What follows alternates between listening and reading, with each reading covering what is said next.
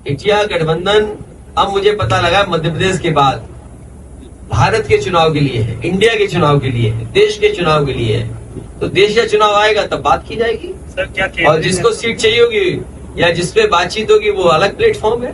तो लेकिन ये सवाल ये है, क्रेडिबिलिटी का है कि अगर कांग्रेस इसी तरह का व्यवहार करेगी तो कौन उनके साथ खड़ा होगा।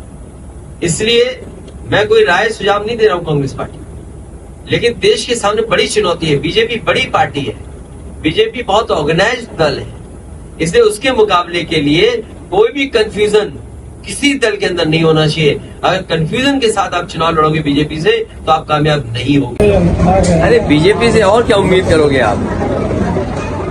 हम सब व्रत पे हैं, बीजेपी स्वीकार ही नहीं करेगी। और बीजेपी जो करती है वो किसको नहीं पता है, ये कोई नई बात है क्या? ये बीजेपी का तरीका है काम करने का।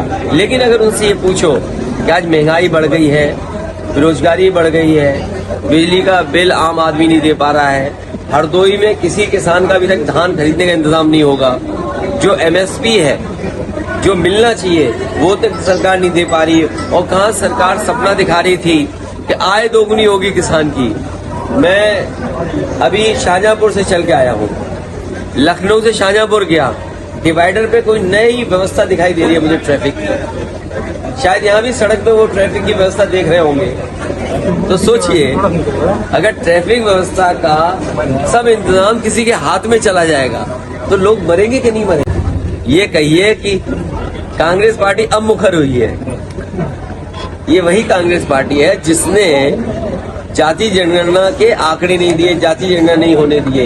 ये चमत्कार है, प्रखर मत बोलिए, ये चमत्कार है। क्योंकि सबको एहसास हो गया है कि जब तक पिछड़े, दलित और आदिवासी और अल्पसंख्यक भाइयों का साथ नहीं लोगे तो आप कामयाब नहीं होगे। आपने नहीं देखा, प्रधानमंत्री जी खुद कहते हैं हम पिछड़े हैं। तो अगर पिछड़े, दलित और आदिवासी और अगड़े भी कुछ अगर जाति जनगणना मांग रहे हो तो इसमें क्या बात है?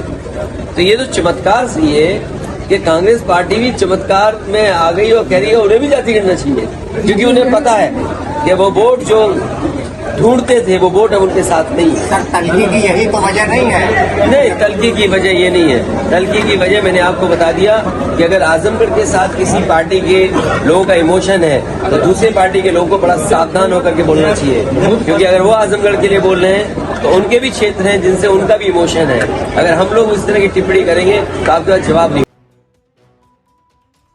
हमारे न्यूज चैनल्स को सब्सक्राइब करें, लाइक करें, कमेंट्स करें, शेयर करें और घंटी का बटन प्रेस करें ताकि आने वाली हर वीडियो और अपडेट्स की नोटिफिकेशन आप सभी को मिलती रहे।